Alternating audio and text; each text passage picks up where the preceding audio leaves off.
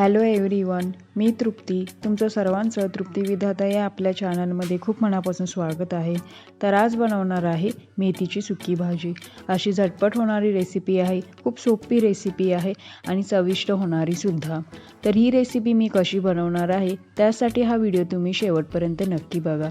तर चला मग रेसिपीला स्टार्ट करूया.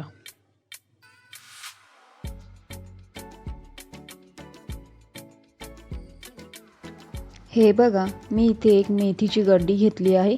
तुम्हाला दाखवते आता मेथी कशी निवडायची. हे बघा, अशी कोवळी पानं देठांपासून तोडायची. ही मेथी खाण्यासाठी हेल्दी असते. मेथी विकत घेताना अगदी फ्रेश घ्या. कोवळी पानांची मेथी घ्या, कारण ते टेस्टीला असते. मेथी देठांपासून तोडायची. देठसुद्धा कोवळी असली तर तोडायची, कारण देठांमध्ये सुद्धा विटामिन्स असतात.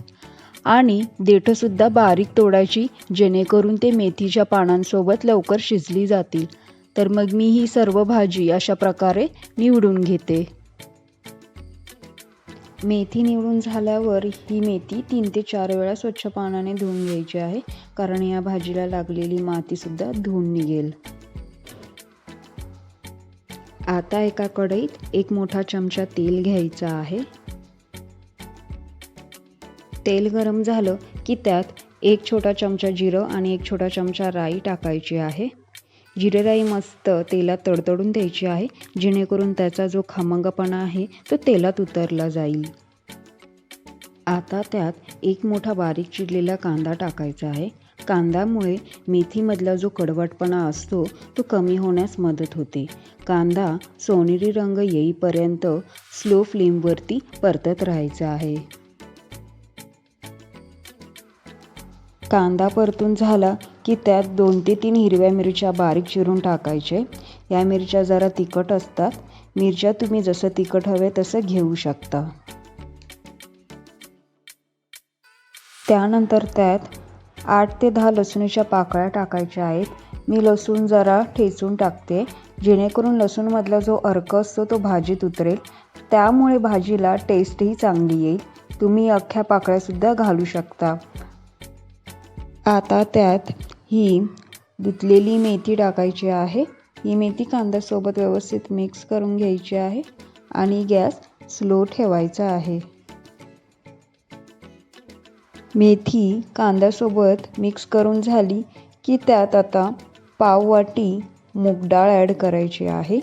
ही मूग डाळ मी अगोदर स्वच्छ पाण्याने धुवून घेतली होती आणि 15 मिनिटासाठी भिजायला ठेवली होती. मूग डाळ भाजीसोबत व्यवस्थित मिक्स करून घ्यायची आहे. मूग डाळ मिक्स करून झाली की त्यात थोडं चवीनुसार मीठ ॲड करायचं आहे आणि भाजीसोबत व्यवस्थित मिक्स करून घ्यायचं आहे. आता त्यात मी थोडं पाणी ॲड करणार आहे, जेणेकरून आपली भाजी व्यवस्थित शिजली जाईल. अर्ध्या ग्लासाच्या पण कमी मी यात पाणी ॲड केलेले आहे. जेवढंच घ्यायचं आहे पाणी, जेवढी गरज आहे. 10 मिनिटासाठी झाकण ठेवून ही भाजी शिजायला ठेवायची आहे. अधूनमधून चेक करायचं आहे की आपली भाजी आणि मूग डाळ व्यवस्थित शिजली आहे की नाही. एकदा उलटण्याने परतायची आणि मग हाताने अशी चेक करून बघायची. जर शिजली नसेल तर पुन्हा त्यावर झाकण ठेवून एक 5 ते 7 मिनिटासाठी तरी शिजायला ठेवायची आहे.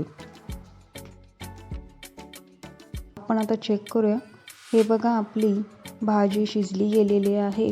आता आपण त्यात अर्धा वाटी भाजलेल्या शेंगदाण्याचा बारीक कूट ॲड करणार आहोत. हा कूट भाजीसोबत व्यवस्थित मिक्स करून घ्यायचा आहे. तसेच गॅसही बंद करायचा आहे. आपली भाजी सर्व करण्यासाठी रेडी झालेली आहे.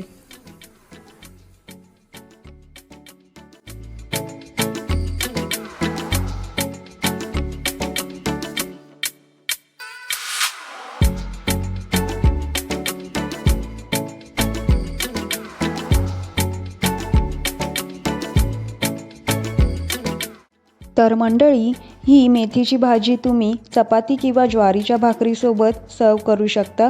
तर आजची ही मेथीची भाजीची रेसिपी जर तुम्हाला आवडली असेल तर कमेंट करून नक्की कळवा. तसेच आपल्या व्हिडिओला लाईक आणि शेअर करायलाही विसरू नका. जर तुम्हाला माझ्या रेसिपीज आवडत असतील तर प्लीज आपल्या चॅनलला सबस्क्राईब करायलाही विसरू नका. अशाच नवीन रेसिपीसोबत पुन्हा भेटेन. तोपर्यंत खात राहा, पीत राहा आणि नवीन नवीन रेसिपीज ट्राय करत राहा. धन्यवाद.